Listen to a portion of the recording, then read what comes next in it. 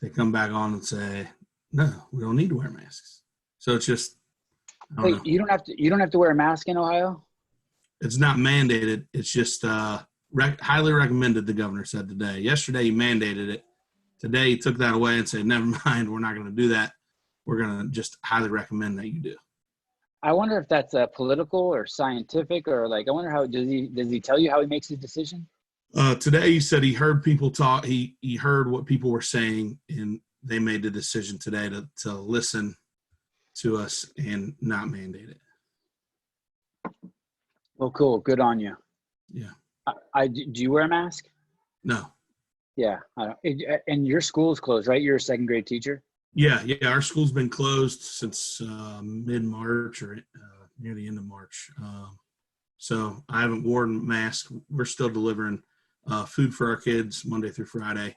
And those guys, some of them are wearing masks that are passing out food, some are not. So explain that to me. So first of all, you and I know each other through CrossFit. Yes, sir. And you have a miraculous story. Yes, some say that, yes. It's miraculous you did it. It's not miraculous in the fact that there's tens of thousands of millions of people around the world, if not in the United States, that would love to be in your shoes now. Yeah. It's a brand new feeling for me. Just going from where I used to be mentally just to where I am now, even it's mind-boggling. So when you say that, it's for people who don't know, I know your background. Yes, CrossFit's done a vignette on you, a 6-minute video. We haven't aired it yet. Mike Kozlop made it. It's amazing. So I know some of your background. But when you say you're still feeding the kids, tell me, what does that mean, you're still feeding the kids? In Middletown, we're still feeding the kids, as in we take a breakfast and lunch at 10 o'clock to about 30 different drop-off areas in our district. And kids come, or parents come and pick up their breakfast and lunch for the day. And that's because you're a second grade school teacher. We do it as a district, and we're Title I, which is we provide breakfast and lunch for all of our kids anyway during the course of a day or a week. So we just extended that to drop-off areas to better serve our students, because if we didn't do it, we're not sure exactly how they would be able to get their nutrition for the day. Gotcha. And you are a second grade teacher? Yes, second grade teacher. I love it. And how long have you been doing that? This is my first year in second grade, but I've taught for 13 years now. And how old are you? I'm 37. So, oh my God, I'm 11 years older than you. I can't believe it. You're old. It's funny. I used to interview people who were all older than me. Now I interview people who are all younger than me. But it seemed like I was never interviewing people who were my age. I don't know what happened. It's just like it just passed right through them. It's weird. Give me a little bit of background on you. Were you born in Ohio? Born, raised in Ohio, Cincinnati, Ohio. Lived here all my life. I moved up to near Wright Pat Air Force Base with my wife about 12 years ago. And Ohio's a big sports state, and you grew up playing sports? Huge, yeah. Huge sports state. Really, Southwest Ohio is known for our football and kind of high school football. So I grew up playing high school football, went to college and played at a little small school. But we are very well known for our football, yeah. And you played basketball, football, baseball all through school? All through high school, all through grade school and high school. Got to college and just picked football. I could have played maybe basketball, but my senior year of high school, I kind of dropped it and just went straight football. So. And your senior year in high school, what's your body look like? How tall are you? How much do you weigh? I was 6'2", probably roughly 250. And I was pretty much in shape then, and then I went to college. And you went to college to play football? To play football, but more to get an education and make sure I graduated with an education in teaching. So I could have went to a bigger school and played and been like a walk-on, but my mom and dad impressed on me that, hey, we got to get an education. We're not just going to go play football. And then when you did you finish college in 4 years? Yes. Congratulations. I can't say I did that in 4 years. Um, and then what happened? So when you leave high school, what do you look like?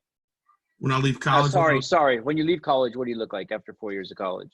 after 4 years of college, I think I was around 300. I got hurt a bunch of times in college, tore my MCL, weirdly 3 years in a row, the same one. Rehabbed it back for 3 years. The fourth year, my parents kind of said, hey, we're not footing that bill anymore, so you're probably not going to play football. So I decided not to play football.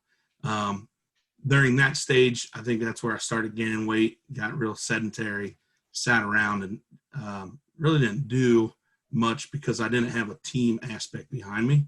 So I didn't know where to go, where to turn. I usually had a coach that would say, hey, you're going to eat this, do this, lift that. And without that, I was kind of stuck. And when you say, I think I remember that in high school, the guys who were on the football team, the night before the game, they would have these parties and they would just eat as much carbs as they can. Like that kind of stuff. You were doing that kind of stuff, all the cake, all the pasta, just the night before the games. Yeah, usually as big as you can. Yeah, we as much as we could, because that's what they said is, eat as many carbs as you can so you're good to go Friday. You don't get tired, you don't get cramp, whatever. So that's exactly what we did. And we had not good stuff on Thursdays for sure. And so you leave college, you're 22, 23 years old. Yep, 22. You're 22, you're 300 pounds. At that point, was it at that point or at some other point for the first time in your life, maybe it was creeping in like, hey, maybe I'm too heavy? At that point, it started to get to me because I played basketball with my older brother. When I moved back home, we'd play in like a Thursday night league. And it was hard to keep up and stuff like that. So I was like, yeah, I need to do something. So I went to the gym, not really knowing what to do and when to do it. And when you say couldn't keep up, you're just a 300-pound guy with can't play basketball at 23, 24 years old. No, just not a 300. Like a weekend warrior. Yeah, exactly. I was trying to be a weekend warrior, 300-pound basketball player with a jump shot and can't run and can't move. So I felt like I had to do something, but what to do, I didn't know. And at that point, did you have any idea? This is 15 years ago. So did you have any idea what proper nutrition was? Not outside of what I've been told. I never researched it myself. I've never went out and tried to find answers myself. I just kind of listened to what college or high school coaches said. And in college, of course, they want you as a lineman to be as big as you could and move. So I kind of just, whatever they told me to do, I did. It's funny. As I say that, I'm answering the own question in my head. And I'm thinking at 22, I thought that you should drink non-fat milk, Diet Coke, sugar-free ice cream, and you're good.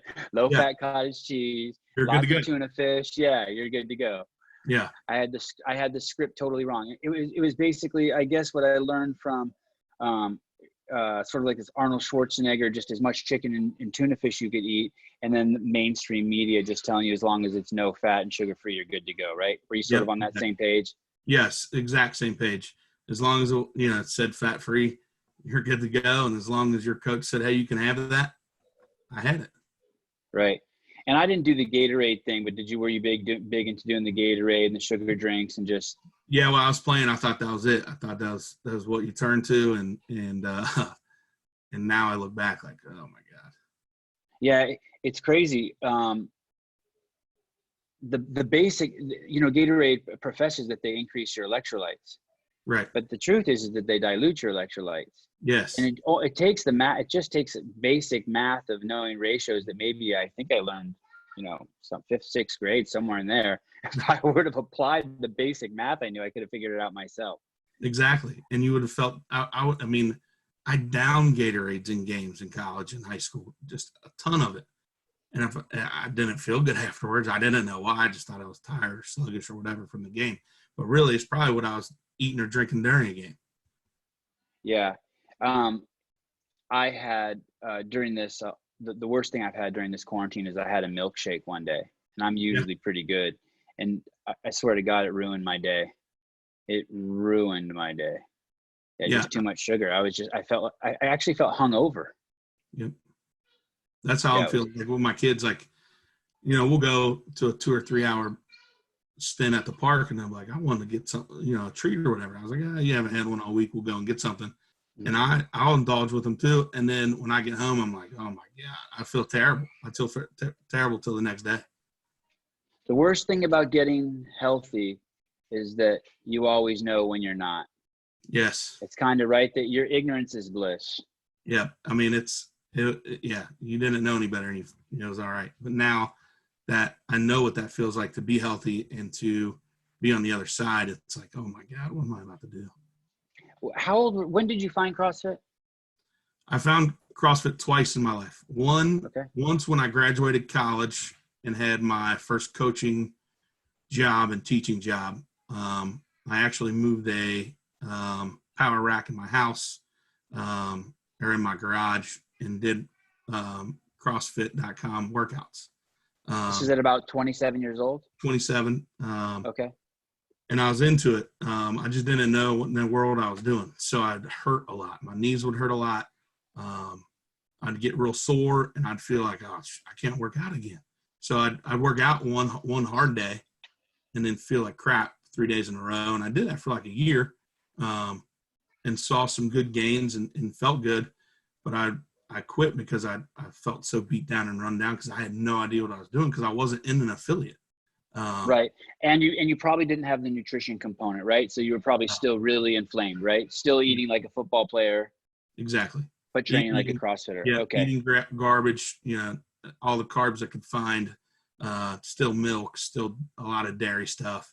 But then I'd go out to the garage and train the right way.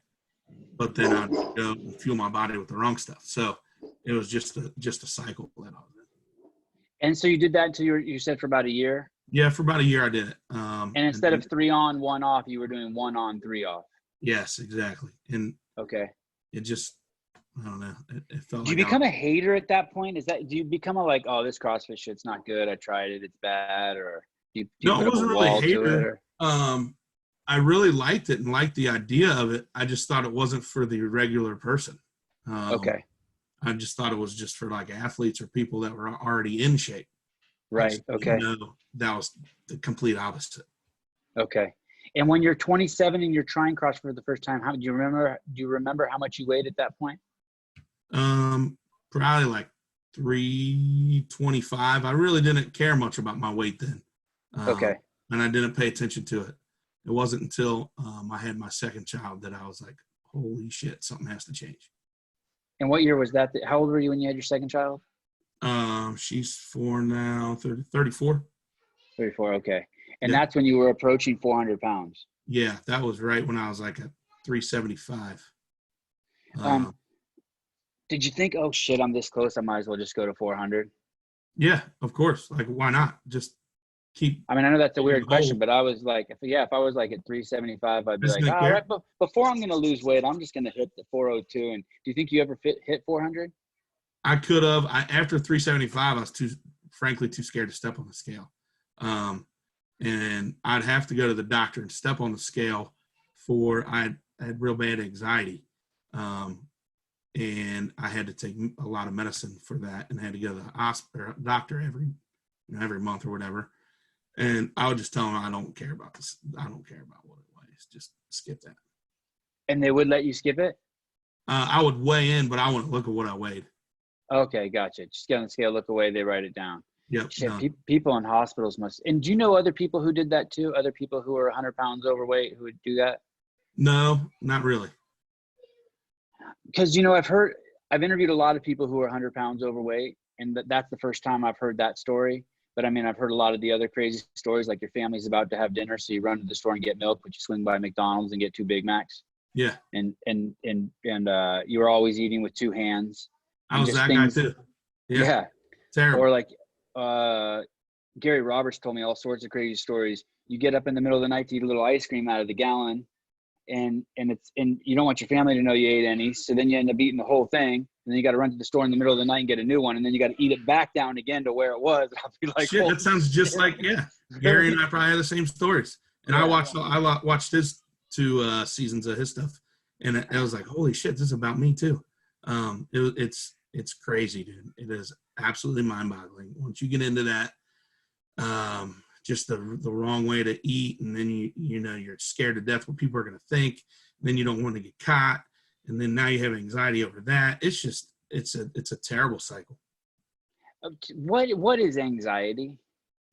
For me, it's like feeling like I cannot stop my mind. Like I always used to worry about the dumbest stuff, like my kids getting hurt or getting sick, and just weird like stuff that's never going to happen. It's always in the future, like what could happen, and I just couldn't turn it off. And I attribute some of that to probably my weight gain and what I was eating and stuff like that. Because now, even with this stuff, the COVID stuff, I'm not like, granted, I don't want it. I don't want to be sick, but I'm not anxious about it. I'm not worried and feel that, I got to keep my kids inside or away from their friends or whatever.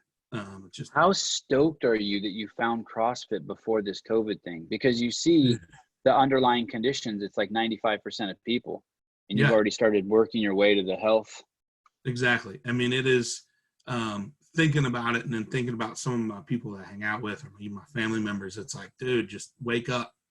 And I just feel that it's seriously like with this stuff, I seriously feel like it's saved my life. It's cliche to say, but I mean, with this stuff, if It I was has saved your life. I think it has saved your life. down that same path, shit, I'd have it and be in the hospital and anxious, doubling my medicine and everything. Now I barely take any. I'd still take some just to keep the edge off a little bit or whatever.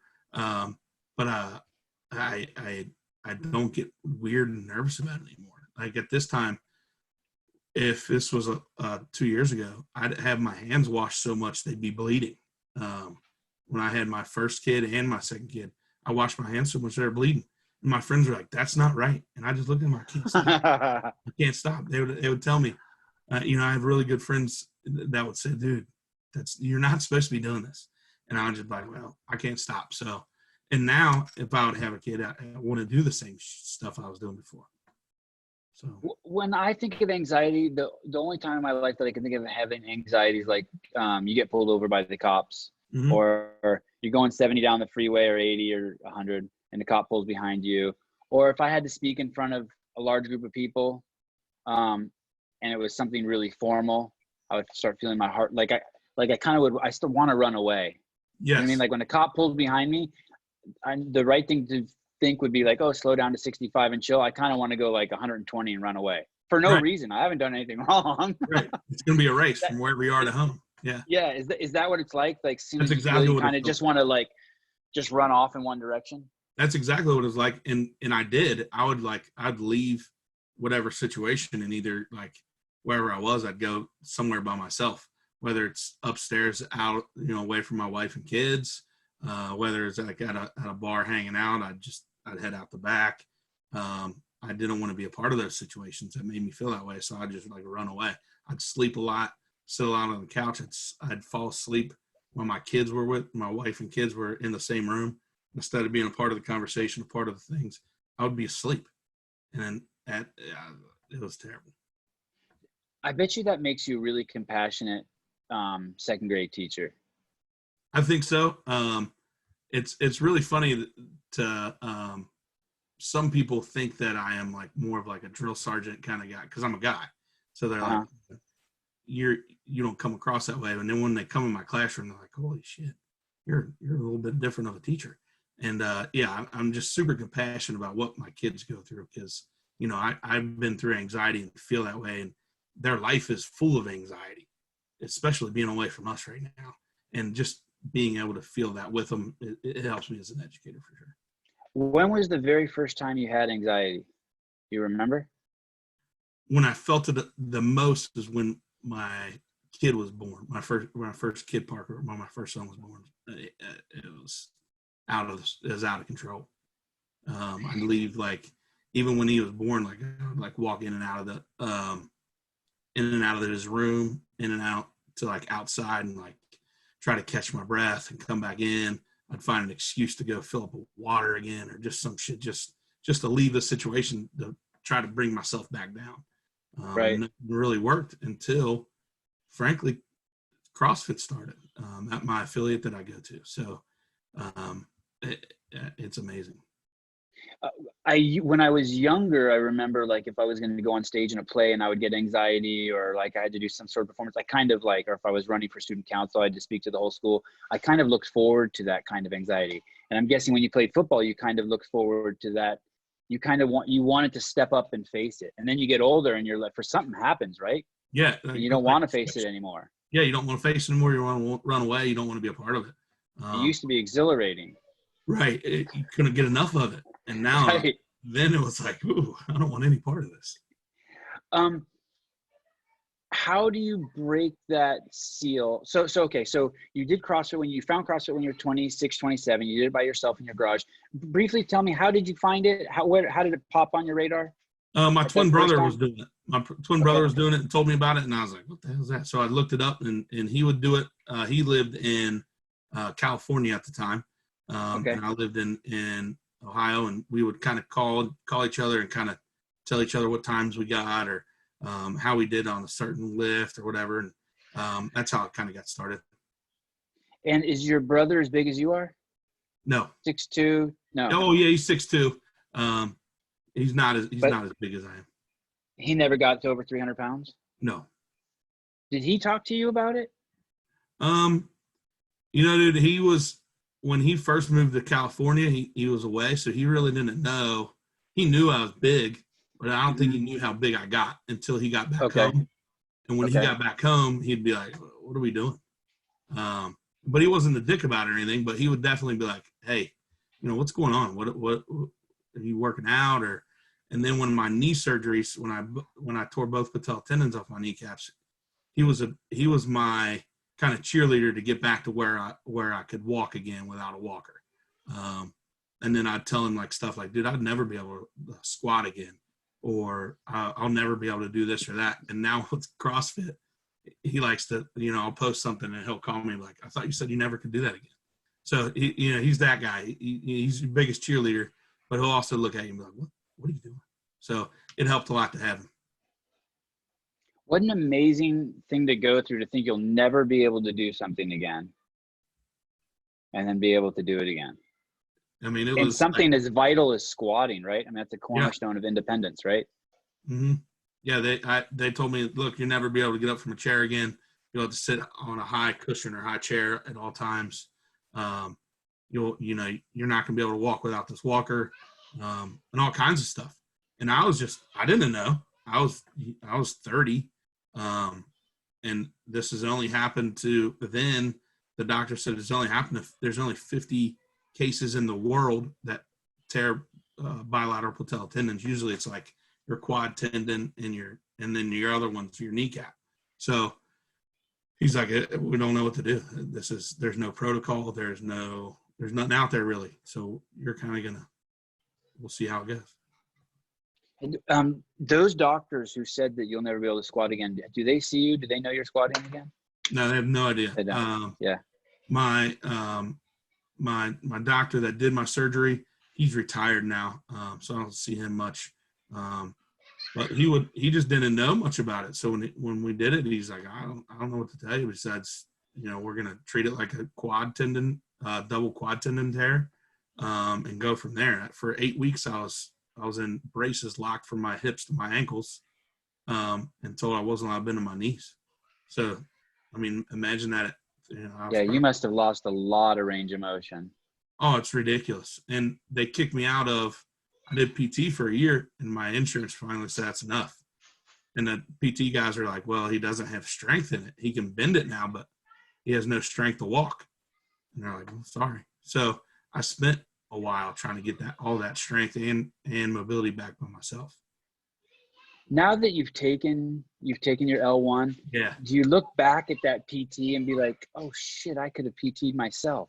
Yeah. And right now I could be like, I could walk somebody through it. Like, this is how we're going to do this, and to walk them step by step. And that's what the L1 has taught me, that no matter who you are, you're able to do these movements and you can modify everything. Before, I just thought this is like when I was following the .com stuff, I thought this is how I'm supposed to do it. And now I can modify infinitely amount of things. And it's amazing to be able to do it. I don't have, like when I first started at my affiliate, I couldn't do burpees. I just couldn't do them. And then now that I can do, I don't have to step back and get to the floor, and I can actually get to the floor. But before, I didn't know that you could modify that kind of shit. So it's just, it's great to go through the L1 training and understand the mechanics of your body. That's the biggest part of it. And to be able to do that, I can't express it enough. My wife had a ton of knee surgeries. I want to say conservatively 5, but I think it's like 7. And the first time she went through physical therapy, and I was watching them do the physical therapy, and after like 9 weeks or something, she had lost like half a range of motion, and I never let her do that again. I'm like, hey, I'm just going to apply I'm no fucking physical therapist. I'm no CrossFit coach, but I've been to, because I filmed L1s in the early days, I've been to 20 L1s. I understand human movement according to Greg Glassman's methodology. And her doctors were blown away. Yeah. When she would come back for her checkups, I'd put the brace back on her and put the pin back where they left it. And then they would take it off, and they could not believe. They're like, you have more range of motion than when you started. And it was just like, yeah, we just scaled and scaled and scaled everything, baby steps. That L1 is a miracle.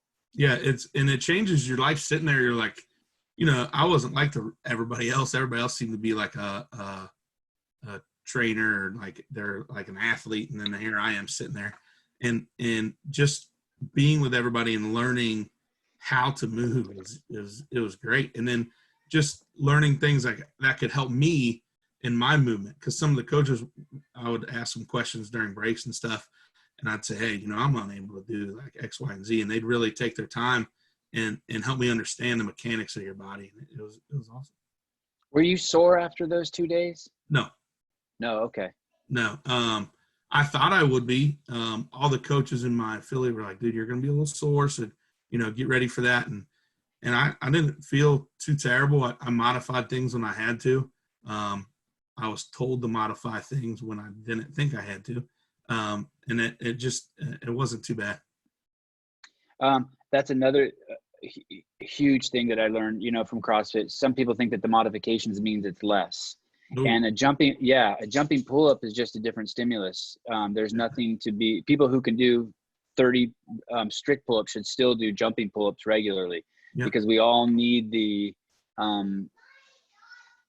different ranges of motion. We need the different stimuluses. We need it's kind of hard in the first few years, especially when you're younger, to kind of get your head wrapped around that, because you want to do everything to RX, but it's not about doing things RX. It's about getting the stimulation right that makes you a better, stronger person to fight the next day. Yeah, absolutely. Without, when I am able to scale things, I'm able to keep up with the class, and not anybody ever says like, oh, you were doing this instead of that. They're just like, hey, great job. Where when I first started, I didn't have that. I wasn't part of Skyfall then. So I didn't know that it was all right to make those modifications. So it is awesome to be able to do that, and then still get the same workout everybody else is getting. And what's the name of your affiliate? Tell me again. CrossFit Skyfall. CrossFit Skyfall. How did your path cross the second time with CrossFit? I was tired of being tired to begin with, and I didn't know where to start. And I messaged you and said, where do I go? You said, you need to find your affiliate. And so I found them, oh shit, I didn't realize that. So you were just an Instagram stalker. Yeah, I was an Instagram weirdo. You actually, I was like, you actually hadn't CrossFit at that. You hadn't actually done CrossFit in years at that point. No, I just started back in CrossFit in November. Wow. Yeah, that's amazing. My first message to you was like, hey, I need to get back on track. You look like you do this CrossFit thing. You got your boys running around in that. Where do I start? He said, find your affiliate. How old are your kids? Parker is 6 and Rory's 4.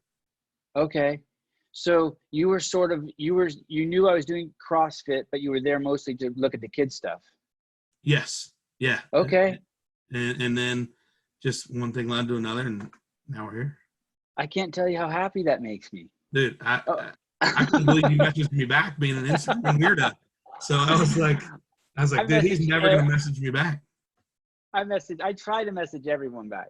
And Unless then, they ask me something that I'm just stumped on, then usually I'll put it. The people I don't message back, it's because I don't have an answer for you, and I kind of leave you in a pile, and then I kind of forget about you. I do that to my dad all the time. I want to write these really nice things to my dad when he texts me, so I'll try to answer it later in the day, and then he gets mad at me for not texting him, and I'm like, shit, I did it because I wanted to say something really loving and thoughtful, not like yes. yeah, exactly, yeah. But yeah, that was my first. Yeah. So then I said, hey, find a local affiliate, and you went into Skyfall. Yeah. I messaged Skyfall, and they said, well, when do you want to start? I said, I want to come in today. I went in at 3:30 the next day.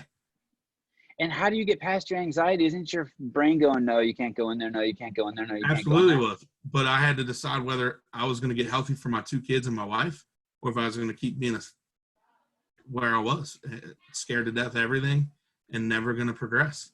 I had to make the decision. And talking to you and then going there, it just, I was in for it. So tell me, so you call them, you schedule an appointment, and when, between the time you called them and you scheduled the appointment, how long was that? I mean, by the time you scheduled the appointment and went in there, how long was it? 24 hours, 3 days? I think it was 3 days, because I was supposed to go in the day after, the next day, and he said, just stop by whenever, 4:30 is when class starts. You can come in, check it out. We can talk to you. And I went the next day and just sat in the parking lot like, holy cow, look at all these people walking in here. They don't look like me. I was like, nope. And I left. And then that, I knew it. I knew it. Absolutely. And then one of the owners called and said, hey, I thought you were coming in. And I was like, I was going to, but I came up with some stupid excuse probably. And he's like, well, I'll see you tomorrow then. I'll see you tomorrow. Oh, I was about to rip on your affiliate owner, but they redeemed themselves. I'm so glad they called you. That is beautiful. What a great they're great person. people. Yeah. Okay, yeah, great. I love it. Skyfall. All right. Yeah. So then the next day you go back. I go back and say, they kind of give me, what it's about. And I've been watching. Then I started researching you a little bit more and listen to podcast after podcast. I'm that nerd that just listens to things and try to learn more now. And he's like, all right, so come back whenever you're ready. I was like, I'm ready now. Let's sign up. And he's like, oh, good on you. Good. So I signed up as soon as I was there. The next day they had I forget what event they had. They had some event, and they invited me to come check it out. It was a competition, but I forget what it was. And they invited me to check it out. I met they introduced me to a bunch of people there. And then the next day I started my on-ramp class. That seems weird that they'd invite you to a competition. Did that scare you? Was that intimidating? Or are you like, all right, I was right the first time. Fuck this. I'm not coming in. I've lived here for 11 years and I don't have many friends here. And I was like, maybe I'll meet some people I can hang out with. And then when I went in there, there's people like me there, and they're members at Skyfall. So I got to introduce myself and talk to them a little bit about how things would go. And it just made me feel more comfortable. I think once they knew I got around their community, I think I'd feel fine. So I think that's what do you mean. What do you mean people like you? People over 300 pounds? Yeah. There's a couple bigger guys that are definitely making some big changes. And to be able to meet them and kind of get my anxiety out was great. Has anyone in the gym whispered to you, like when you first started, like, hey man, I was you 2 years ago, fucking stay with it, you the man for being here? All of them. Okay. I went to a 4:30 class for a while, and the guys I was working out with, they're like, dude, just stick with it. It's going to suck for a minute. You're going to feel sore. You're going to feel this or that, but I want to see you here. And that made all the difference. Cause if nobody would have talked to me, I would have just been like, this isn't for me, but they kept on me. The coaches, always were telling me how good I was doing, or said, keep working, and that kept bringing me back. So it's been great. My wife and I would always work out together at the park when we started CrossFit. At first she thought I was crazy for doing CrossFit. She's like, you're insane. This can't be good for you. And then this is back in 2006. And then by 2007, 2008, she started getting into it pretty hardcore. And then we would visit affiliates or we work out in affiliates, but we were so busy we would always work out at home. And so we didn't really have an affiliate we went to. And then about 2 years ago, I want to say maybe 2 or 3 years ago, she started going to CrossFit Aptos. Now I can't get her to work out with me because she just wants to go there and work out with her friends. And we were like workout buddies. Yeah. And it's interesting. She got really addicted to her affiliate. She loves her affiliate. She loves working out with those people, which is cool. I'm stoked for her. Yeah. It's just a different community. You're not used to, like, I just didn't know it existed really. If I knew this is how it was going to be, I would have found it sooner. But it just have you wasn't. brought anyone into the affiliate? No, not yet. There's some people that want to be a part of it, and then this all happened. So, Right. We're stuck. We're kind of stuck right now. There is a guy that's following me on Instagram that started joining our classes, our Zoom classes. So that's pretty cool. Oh shit, that's really cool. Yeah. So you did get someone to come, but through Zoom. That's awesome. And he's not even from Ohio. I think he's from, I don't know where he's not from Ohio, but he messaged me every now and then, and we talk and things like that. So he's going to our Zoom classes. It's pretty cool. What's your wife think? She loves the changes that's happened. I'm more, we talk about it a lot. I'm more engaging with the kids. And not that I wasn't loving to the kids before, but I just wasn't around. Like I was sleeping, or I knew I couldn't run around with them. I knew I couldn't keep up, so I just didn't. And now that's all changed. You know, I take them to the park or hiking every day now during this quarantine just to get them the heck out of the house. And you know, just little things like that she appreciates, and just being more of dad and more of the person that I can be, I think is what's really sold her on CrossFit. And I've seen pictures of her. She looks very petite. She looks like a very slender woman. Is. She works out. She used to do CrossFit a lot. She works at Wright Pat Air Force Base. She's a mechanical engineer there.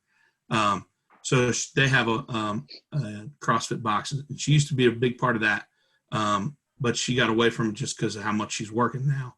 And but she goes and does CrossFit type workouts after work at the base. So she's into it as well. So you really don't have it. You have a good role. You're living with a good role model. Yeah. Which is huge, right? Yeah. If you were if your wife was 100 pounds overweight and you were on this journey solo, it would be incredibly hard, right? It'd be almost impossible. But it would still have to be done. Yeah, it has to be done. In the way that I feel now, it's crazy to think that I would ever slide back just because of how terrible I feel. Even like, you know, the kids, I'll have ice cream or whatever with the kids. And then the next day it's terrible, and I know it. And now I'm like skipping ice cream. So my son's like, "Well, I don't want ice cream. You're not eating it." Oh. And then he'll ask he'll be like, "Hey, how do you get that 6-pack?" I was like, "Well, I don't have a 6-pack, son. So I'm not real sure, but we're working towards it." He's like, "Well, what do I got to eat?" So we talk about that a lot, and just seeing that change in him. And then my kids are like, today we went to the park and did whatever I thought was a cool CrossFit workout. And we did that, and like my kids would get off their bikes, they would do squats, they would do push-ups, then we'd go another minute, and then they would stop. We'd do it again. It's just fun to be able to have them see the change in me that's starting. Have they made any vocal observations? Have they observed like, oh, my dad's smaller? Yeah, my son often says, what happened to your stomach? And I'm like, well, what do you mean? He's like, it's not there. It's not as big. So just like little stuff like that. But I don't think they actually understand kind of what's going on, which is great. I like that. You know, I don't have to explain much to them. They're too young to figure it out. They just want to be like dad. And before they didn't, you know, I was on the couch. Nobody wanted to be sleeping on the couch. And now they see this. It's great. If you could give advice to someone else who is out there in your situation, a father, got a big, huge hill to climb, battle to fight, 100 pounds overweight, what would you say to him? What are some things that they can do to facilitate making that first step to get into an affiliate? One, to know that they're not alone in the affiliate. So I've talked to a lot of guys here lately that are like, I don't want to go because of what I look like. And I want them to know that it doesn't matter what you look like now. The affiliate where you walk into wants to see you at your best. So the first thing I tell them is just to go to an affiliate, go check it out, talk to the owner, and just check out the community and see what it feels like. The next thing I want to tell them is just to move. Doesn't even have to be CrossFit right away. Just moving and getting off the couch is half the battle, and then try to drop some of the carbs that you're eating. You're not going to be able to drop all of them at the same time because it's not. Give me some practical advice. What's something that you used to eat that you were able to easily cut out? Dairy. I used to have milk and cheese with breakfast every day, and it just cutting that out, not having the glass of milk, not putting the cheese on the eggs, add a little extra salt and pepper, you're good to go. Okay. And then bread.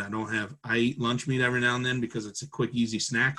And instead of putting bread on, I get a pickle, put a pickle in lunch meat. It's not the best snack, but then again, you're cutting out the bread with it. And, it's easy, it's quick, and it's not too bad for you.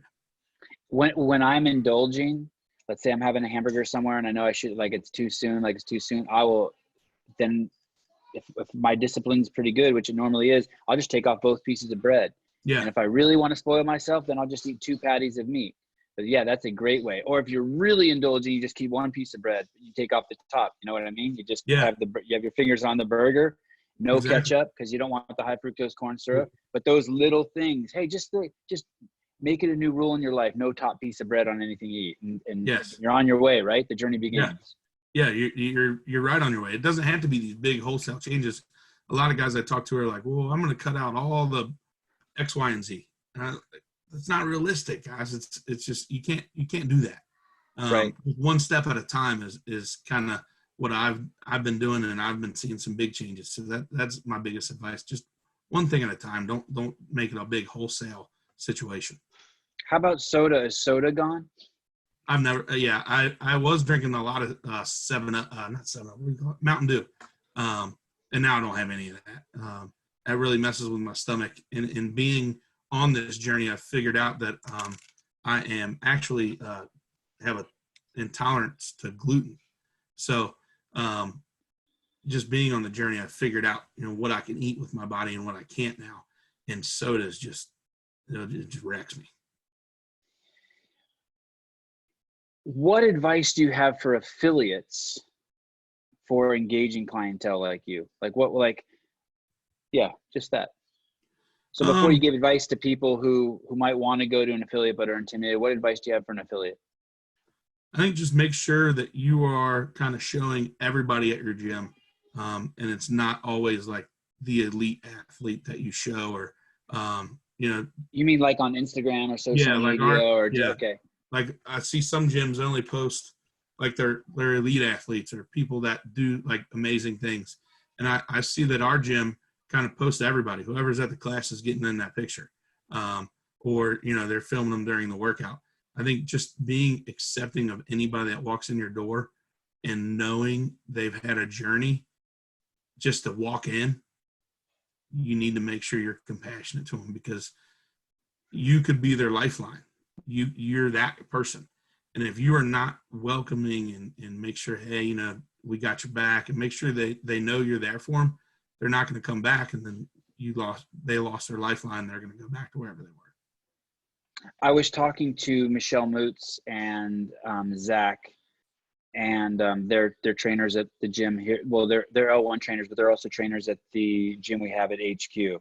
And they have a clientele of 250 people. And to get into that class, you have to be either elderly or overweight, or both.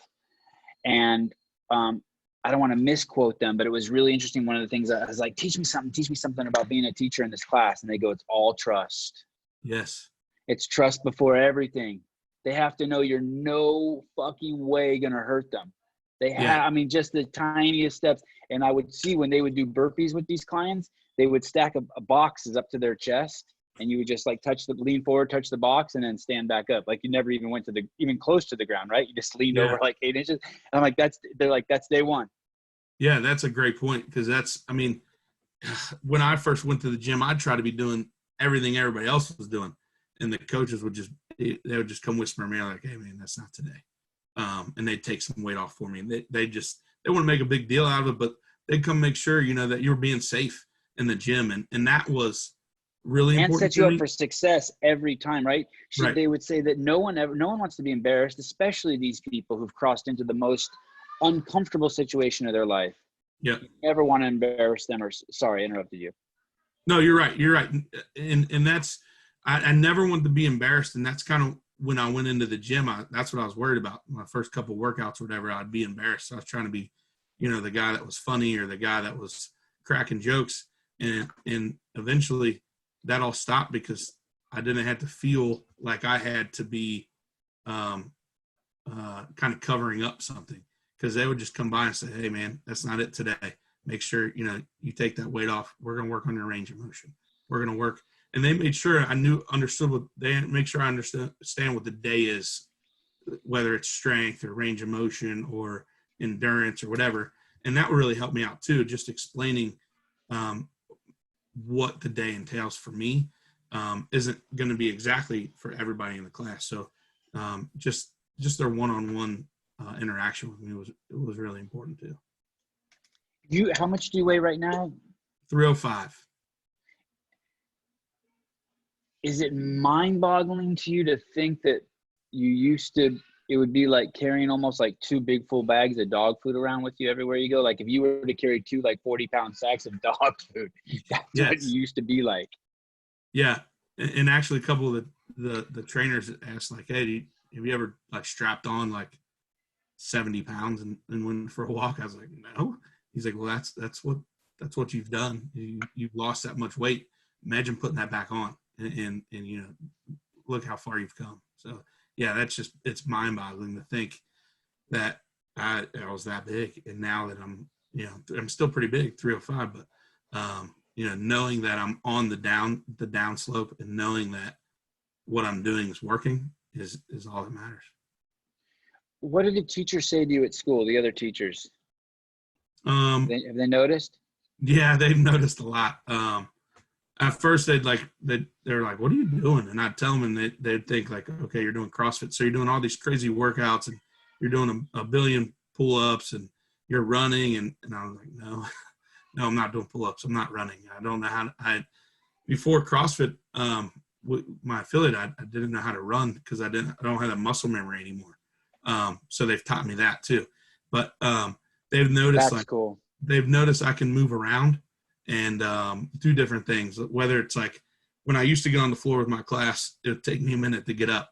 But now, I more or less just jump up. Or like my clothes fit a ton different. So they'd be like, hey, your pants are a little baggy, man. You might need to go get something new. Just like little stuff like that. And just noticing, what I'm eating is different at lunches or just little stuff like that. Yeah, that's cool. That's funny. Probably if your clothes were too tight, no one would tell you. But when your clothes are too loose, people can get away with. Yeah, they're like, hey, dude, those pants look a little bit, they're a little rough. You got to figure something out. What did you miss? Is there any moment in your child's life that you miss specifically that haunts you to this day that you're like, fuck, I wish I had gone to that. And that was my weight. Like anything like you hold is like, I can never go back to that nightmare. Like in my kid's life? Yeah. Or just in life, or make the question even broader in general, like something you hold, like almost like, someone said to Mike Tyson once, I think when he was younger, hey, you should see a shrink and get this shit fixed. And he's like, are you fucking kidding me? This damage is what makes me the fucking heavyweight champion of the world. Is there anything like that you see in your past that you're like, that you keep, a dark memory you keep that makes it so you won't go back? So you'll never put that weight on again. Like I will not, like I didn't get to go to my kid's 3rd birthday party because or whatever. The biggest thing is, man, you had to ask me stuff like that. When Parker was learning to ride his bike, he was like 3. He's learning to ride his bike, and most dads are running alongside him, teaching him how to do it, and making sure you're guiding them, and that whole thing. And the biggest thing that kills me is I couldn't do it. My wife did it. Not saying that she couldn't do it, but I miss that for him, being able to kind of be there for him because I was so big, and I couldn't keep up, and it bothers me to this day that I couldn't do it. But when my daughter is able to ride her bike, you better believe that I'll be the one pushing her on that bike. You're getting that on your resume? I'm putting it on there for sure. And now that my kids know that I can almost beat them in a race now, they're on it. I'm putting that on my resume too. How important is it, your wife's support? And what does she do for wives that are listening, or husbands who are listening, who have mates that are going through the same journey you are? What's the most important thing your wife does to support you through the journey? Acceptance, really, just knowing that what I'm doing is helping me, and she's never like, oh, you're going to the gym again, or making sure we carve out time to eat together for one, and then make sure we carve out time for our workouts. I try to make sure I work out in the morning at really early, so it doesn't affect anything my family does. But if there's a time that I can't do it, she'll call me at work and say, okay, you didn't work out this morning. Would you want to work out at 4:30, maybe on the way home from work, stop by, you get your hour in and come home. Or come home, help me with the kids at 5:30. When you bounce out, you can go to the 5:30 class. Just little stuff like that is so important that wives need to make sure that, you're there. They're there for you. I know my wife is there for me. We've changed our menu of eating. She has helped me with my gluten intolerance, where she reminds me, like, we got wings the other night, and she's like, you dumbass, you can't have those. So she orders me just chicken breast. I'm still eating out with her. I'm just not eating the shit. But she reminds me of that. She doesn't throw it in my face like, hey, there's a way to do it and a way not to. And I was going to say, doesn't she have to be really delicate? Because, like, you could almost think like you could take offense to that. Like, she's like, you're like, you know what I mean by that? Like, yeah, like almost absolutely. like she's trying, like she's judging you if you don't work out, like if you wanted to take a day off or something. So she must know you. She knows how to work it, so you feel good about it. Yeah, she knows how to work it and knows really how to kind of explain things to me. And she's even sat me down and was like, look, when I say stuff to you, it's not to make you feel bad or this or that. It's to make sure that I got you and we're in this together. So that that upfront, honest conversation is utmost important. Are you looking at the numbers and seeing are you looking at the COVID numbers pretty closely? I was at the beginning because I was kind of nervous at the beginning, really, just because this is all new, and I was looking at Ohio, how many new cases we have, or whatever. Now I'm not looking as much, but it boggles my mind that they talk a lot about how you get it, or how to wear this protective stuff not to get it. Not once have they said, hey, if you change your diet for 3 months, you probably won't get it. Or if you stop eating this sugar. Not that you won't get it, but you won't die from it. You won't die from it. Just right. You can still get it, and I can still get it, and that's fine, and we'll fight it off. But not eating the sugar that's feeding the virus, if it's in your system, nobody's ever mentioned that. And it really kind of bugs me that nobody has.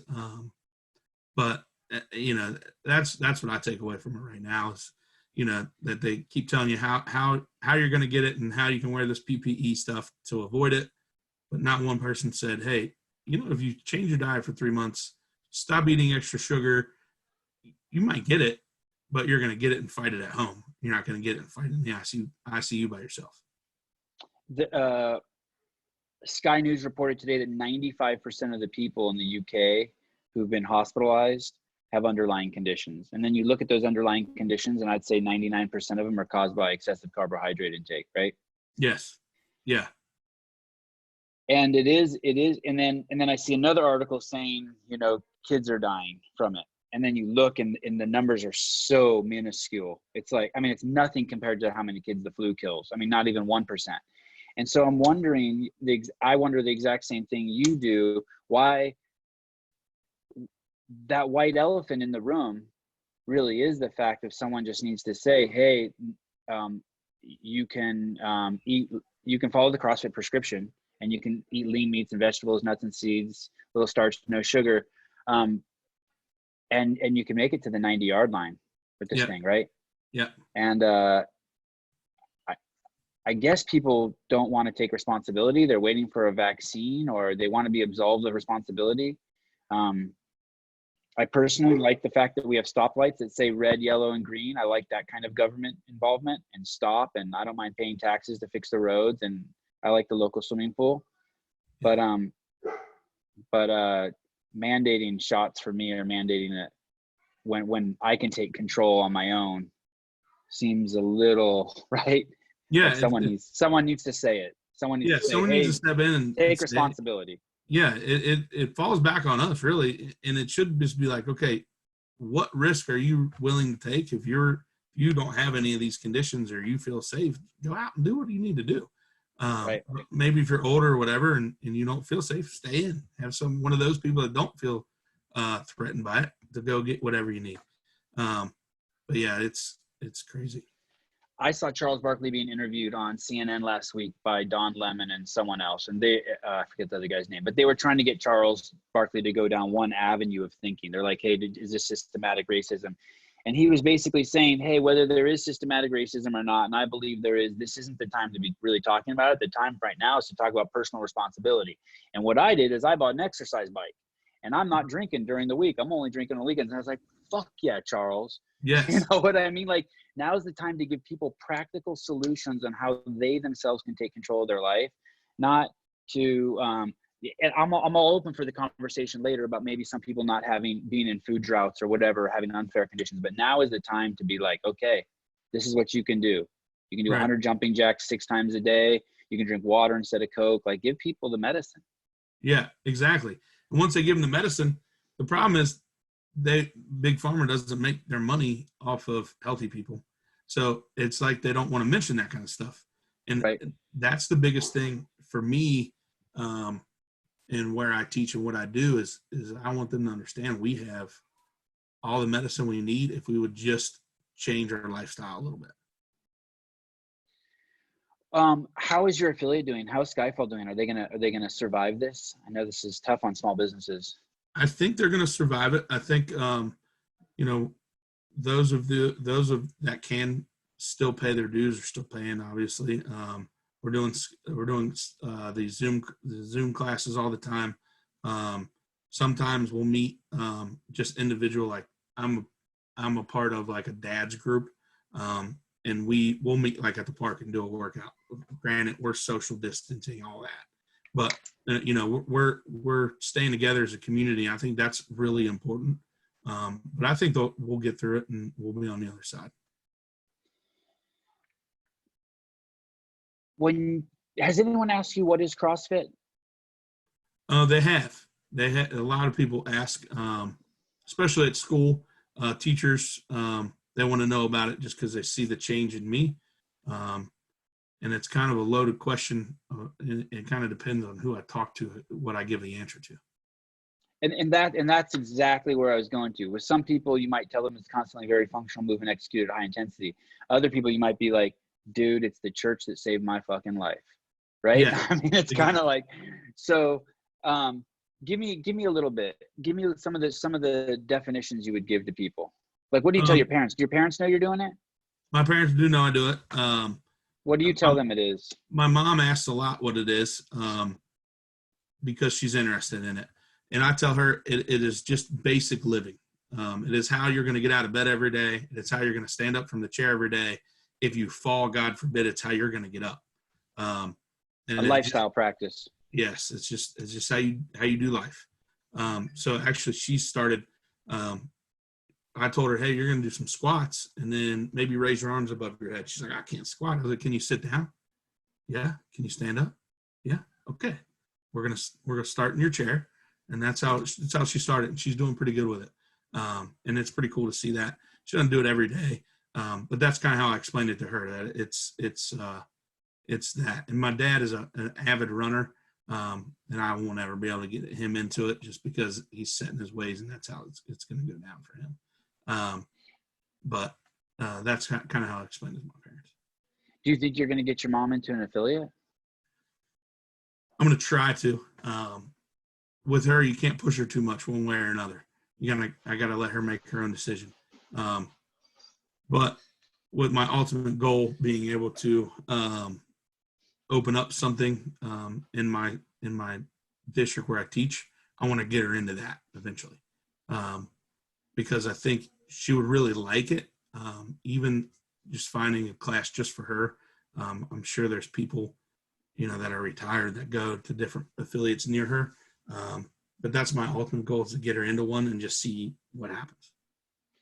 Earlier, you said that you've been living in your town for 11 years. You didn't have a lot of friends. Does your wife have a lot of friends? Yeah. And we kind of keep a close circle of who we let in our circle so we have a ton of friends back down in Cincinnati. We kind of fall on them a lot. But moving on to our street where we live now, the people are unbelievable. In a good way? Yeah, in a great way. I mean, we had neighbors. One of our neighbors decided to get 5 evergreen trees, and he went to get them, and the rest of the neighbors dug the 5 holes even before he got home. So we just put them in there, and they're done. Just little stuff like that. Everybody's all about each other. So, and you couldn't have helped doing that before you lost the weight. Right. Oh, shit. Half the stuff I help with around with people I couldn't do before I lost the weight. It's crazy. Like, I'll take my kids and the neighbors' kids for walks and stuff now. Before that, not a chance. I'd be huffing and puffing, almost dying. It's amazing the mind shift change. It was like that for me too. Pre-CrossFit, I would have never wanted to dig a hole in my life. Now I can't wait to dig a hole. Oh yeah, right. I'm ready to do some work. Ready to get a little movement in. Right, I can do that. That's not a problem. Like when I cut the grass, my neighbor's a police officer, so sometimes he works nights or whatever. I'll cut my grass and then I'll go do that and just treat it as, like another workout. Just put in some movement and it's no problem. And he's like, "Why'd you do that?" I'm like, "Why not?"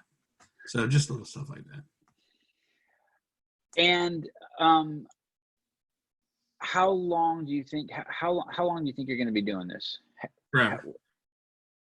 No doubt. Just because how I feel now, and I know how I used to feel, I don't want to go back. And I don't want to be that person ever again. I don't want to be that anxiety-filled, overweight guy that's on the verge of probably having a heart attack. I don't want to ever be there again. Yeah. And especially knowing that viruses like this are preying on people with chronic disease. Yeah, absolutely. I didn't even think about that. Yeah, and this thing's probably here with us to stay, right? Yeah. Oh, yeah. It's like the flu. It's going to be just like the flu next year. It's here, and we can either beat it, or we can wait for these government people to make decisions, or you can take matters in your own hands and actually get healthy. Let me ask you this final question. It's a loaded, self-serving question. I apologize for it. All right.